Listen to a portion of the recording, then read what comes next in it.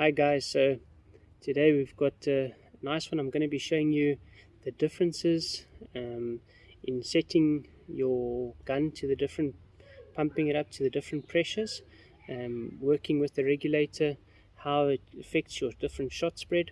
So before we get into too much detail, I really just want to say thank you so much to those of you that have helped me out on PayPal. I really appreciate it. Also want to say thank you to those of you that have subscribed to me on Patreon, and I'm sure you've already started to see the benefits of that as well. So thanks to you guys as well. And if any of you would like to donate on PayPal, the account will be down the bottom. And if you want to join me on Patreon, there's a link in the bottom in the description as well. So let's get going. This rifle today I've got set at, you'll see we right on 180 bar.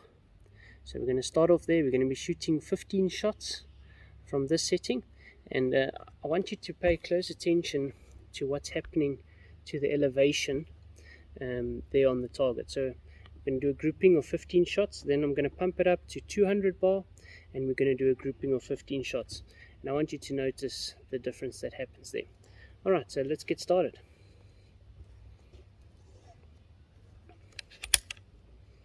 I've also adjusted this trigger ever so slightly. I'll be showing you a video on how to do that as well. So, and I'm shooting with JSB Exact Jumbo Heavy, the 18 grains. I'll be starting by shooting the bottom left hand target, 15 shots.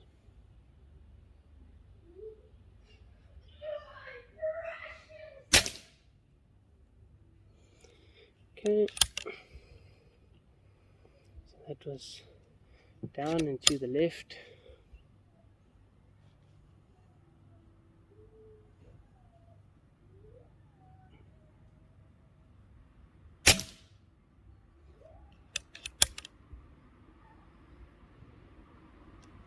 We're shooting at 20 meters today, so not a great distance, but far enough for us to see what's happening.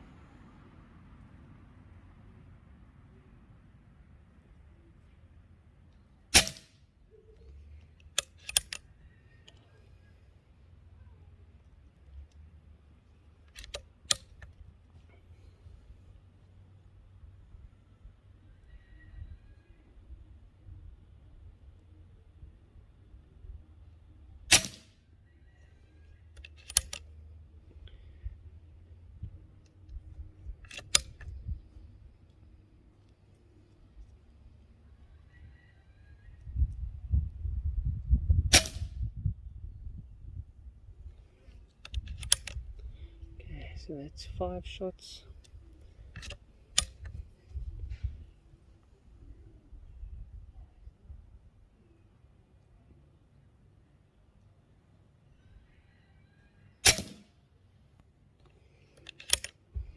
You'll see this as we keep going, the shots start to pick up. So that's what we're actually seeing is a slight increase in speed as we're building up, getting into that sweet spot.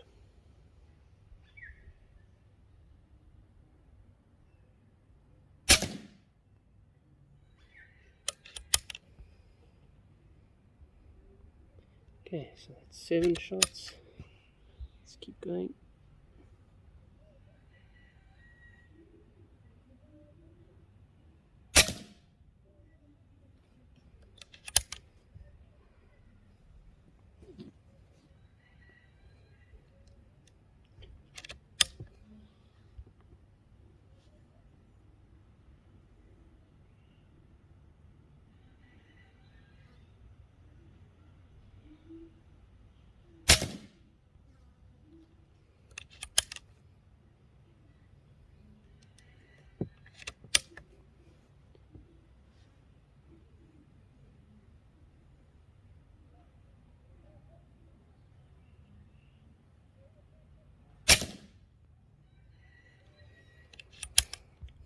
Alright, so there you can see it's really starting to get consistent now. Starting to see all the shots grouping there in one small area.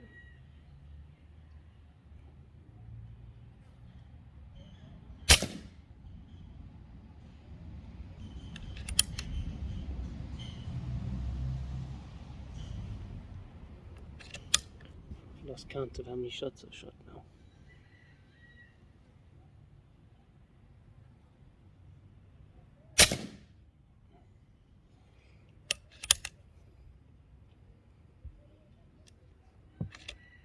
I think this is 13 or 14.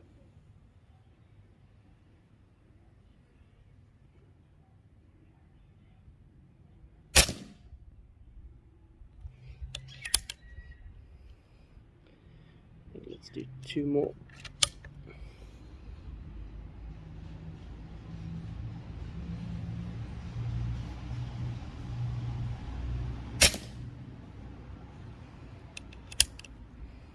Alright, hopefully this was 15 shots, not 100% sure.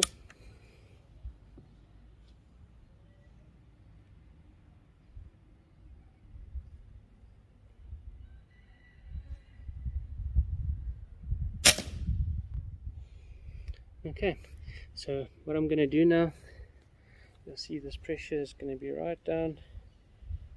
We're sitting now exactly on 120 bar. So like I said, you don't really want to go below that, then you'll start to see a significant drop in your shots. So gonna go and pump it up, but this time I'm going to pump it up all the way to 200 bar instead of only 180. And then we're going to take 15 shots again, and I want you to see the difference in the shot spread. Alright, be back with you shortly.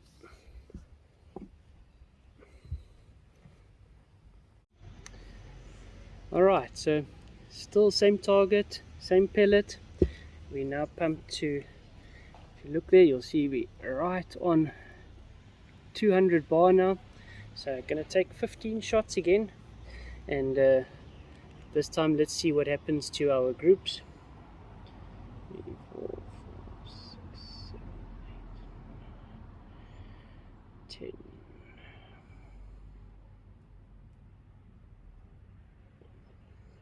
10. Alright, so let's see what happens to the groups, let's see what happens to the shot string there on the target, and I'll take it from there.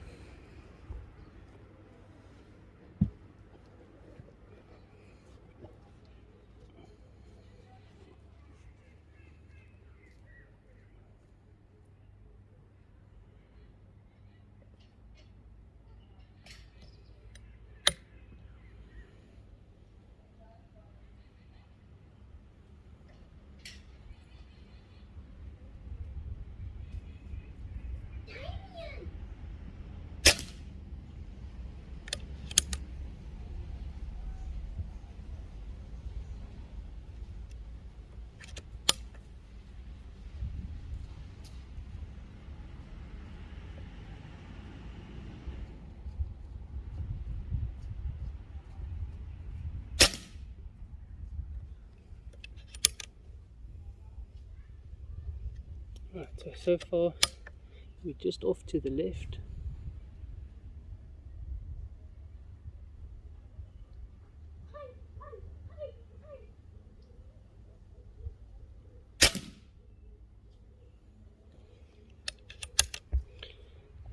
Just one thing to bear in mind, so far from my findings, this is not the most accurate pellet in this rifle, but we're just doing it to see the groups and what's happening to the shots.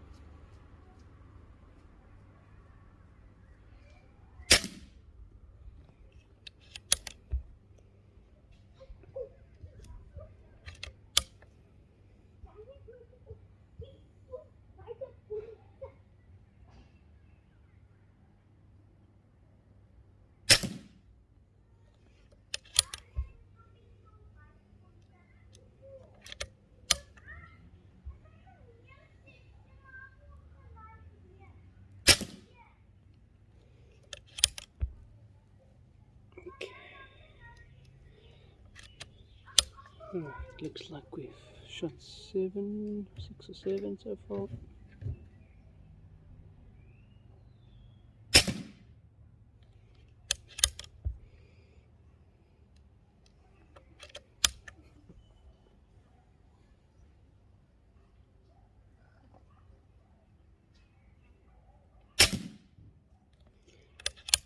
Right, so definitely we haven't started to get to the sweet spot yet.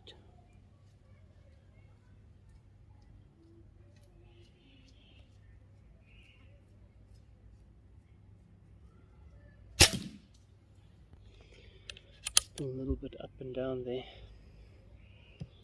which is basically showing that we don't have the consistency yet.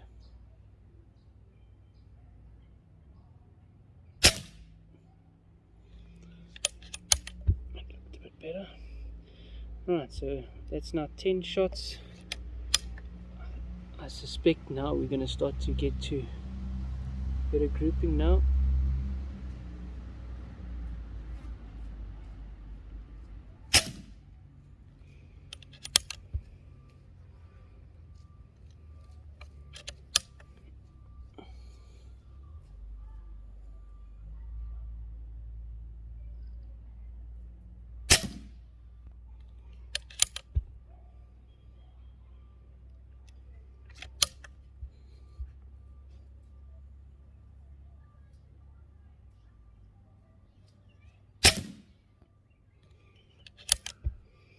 Still a little bit to the left, but starting to group a bit better.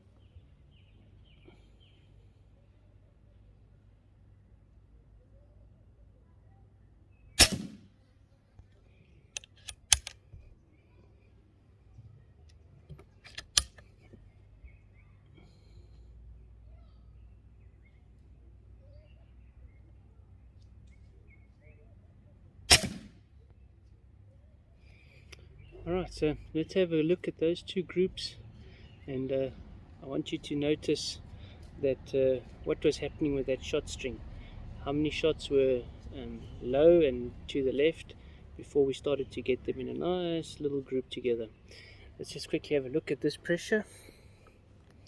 So as you saw, after the 10 shots on the previous one, we were down to 120 bar. Here we're still sitting on about 150 bar, so definitely probably still got at least another 7, I'd say about 7 shots left here before we'd need to fill it up again. Let's have a look at the group. Alright, so what I'm going to do, I just want to show you, I'm going to shoot another probably about 7 shots. I'm going to just take it down from that 150 bar to the 120 bar, and I want to show you that that is the most consistent place that we're going to get before we start to see a drop off in the shot. So I'm going to be shooting now at the top left target.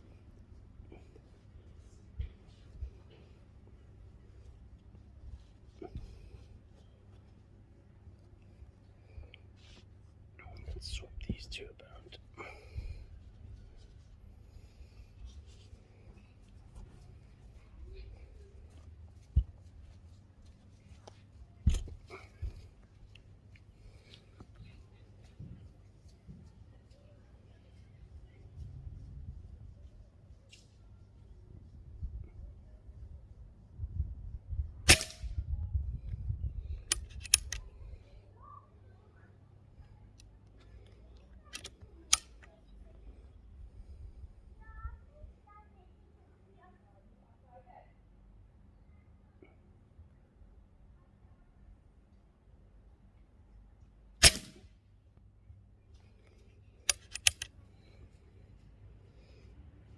Just bear in mind as well that this is still not the best pellet for this rifle.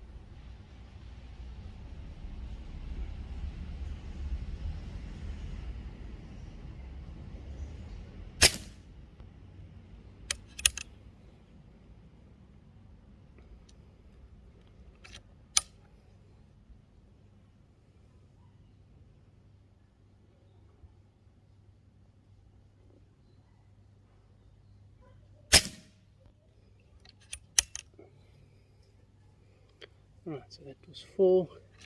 You're going to see this is a really nice group. Let's take another one.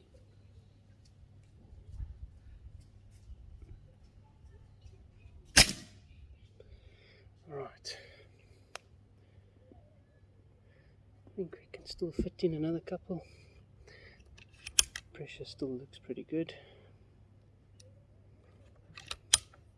Let's see if we can keep this group nice and tight.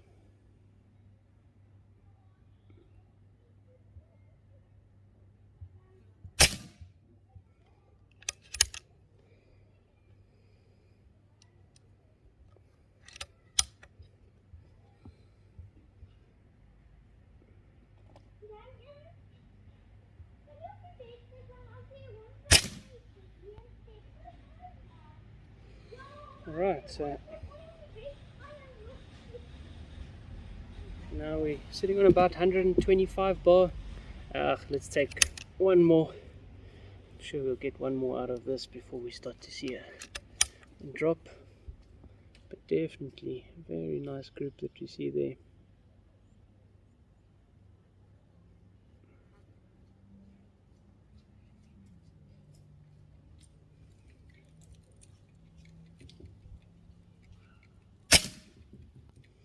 Alright, let's go see how it looks like.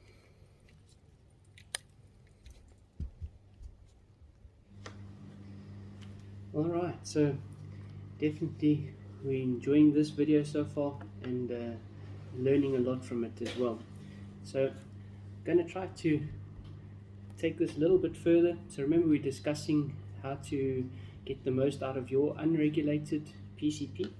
So the first thing I want to show you before we go into too much detail of the shot strings is what is the general curve of an unregulated PCP. So if we look here, we can actually see quite nicely that on this side we've got the feet per second, down the bottom we've got the shot count. So if we fill it up to maximum, what we can expect is the first couple of shots is going to be a little bit under maximum. And I don't know if you can see here, but I've got actually like a baseline here. So first couple of shots is going to be under maximum, then it's going to go up to more or less the pressure that you want, and then it's going to go a little bit above it, but then it's going to flatten out. When it flattens out, it's going to have a couple of shots in this range, and then we're going to see it's going to start to drop off again once the pressure becomes low. So the easiest way to try and explain what is actually happening here is if you think about when you go to the airport, you get these terminals that you need to go through. So quite often these terminals is only going to allow a certain amount of people to go through there in a certain amount of time. So let's say 10 people per hour. But now what's going to happen if you try and put 20 people in 1 hour through that terminal? Well, obviously it's going to start to slow down a bit because you've got people in the queues, you've got people nagging each other. So that's like these first couple of shots. But when we get to 10 people an hour, everything's going to flow smoothly, and that's what it was designed for. But if you think about it thereafter, then when it starts to slow down and you get 5 people per hour, then definitely it's going to slow down again because we don't know when the people are going to arrive. So what we want is that optimum period for FPS and shot count. Alright, so let's then have a look at the strings that we shot, as well as then what was actually happening in terms of the curvature. Alright, so you'll remember the first group that we shot was down the bottom here, and this was from 180 bar down to around about 130, 125 bar. And if you remember correctly, the first couple of shots was these 5 that we had in here, this group of 5, and we can see that it was low and to the left. So definitely we can think what was happening there. So our feet per second at this time was a little bit lower, and as we started to hit just above the curve, we flattened out, and then we got this nice group of about 10 shots in here.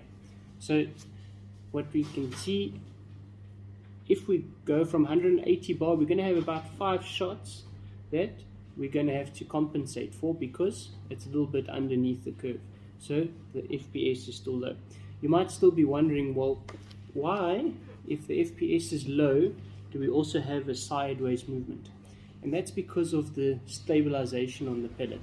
So the lower the FPS, the less it spins, the less stabilized it is. So that's why we also get a sideways movement, not just up and down. So changing feet per second is going to give us up and down, and then also it's going to give us a little bit of a sideways movement as well.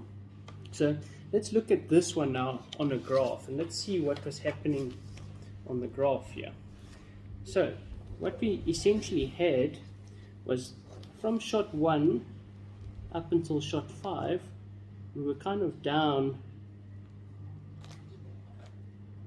something along those lines. Okay, so what then happened, from shot 6 we started to hit this flat spot here, and we saw that all the way up till shot 15, and then we know after 120 bar it starts to drop off.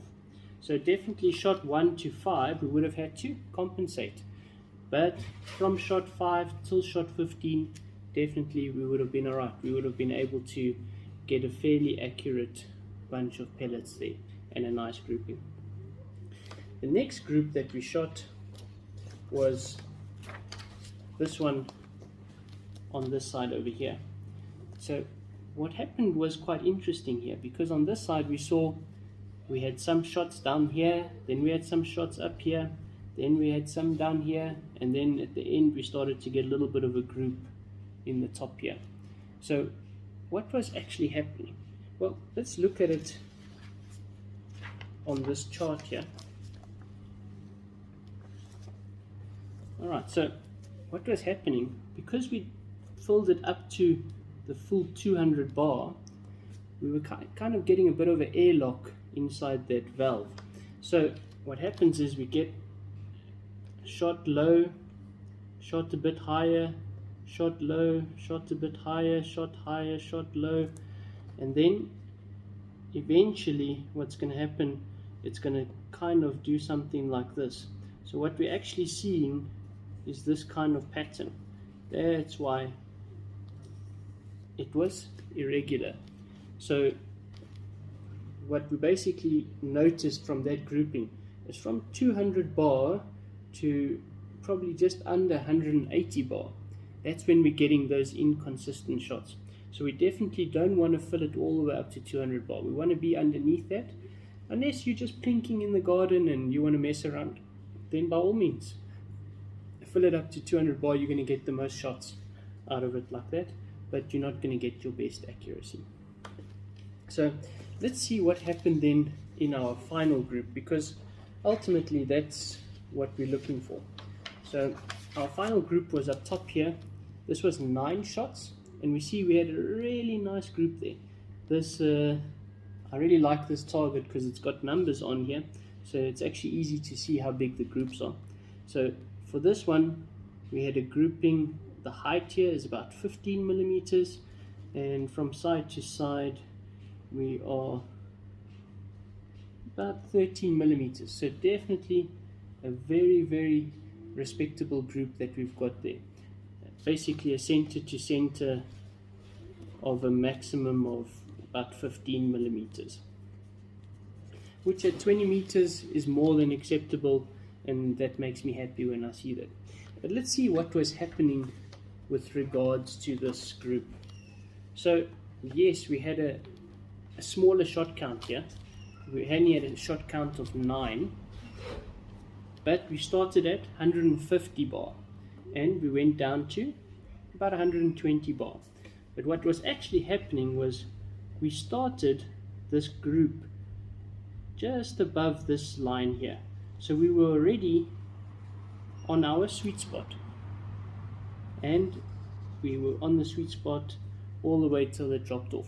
So we actually eliminated those slow shots, which would have been here in the beginning. So for me, if I want accuracy, this is the best option. What I would actually do is I would increase this pressure ever so slightly, probably to about 170 bar, and see if I'm getting rid of that inconsistent shots that we saw in the other groups. Most likely we'll start off then just on that FPS that we want, and we'll be on that plateau, on that sweet spot that we want. So definitely, if I'm using the rifle and I want to use it for hunting, or if I want to use it for accuracy, then I'll be looking at using it in the sweet spot, which I'm estimating is going to be from about 170, 165 bar down to about 120 bar, and that's where you're going to get your best results. So hope this makes sense, hope this helps you get the most out of your rifle, and I hope that you'll join us for our next one, where we're actually going to be doing a little bit of trigger work on the PR900. So until next time, happy shooting, see you next time.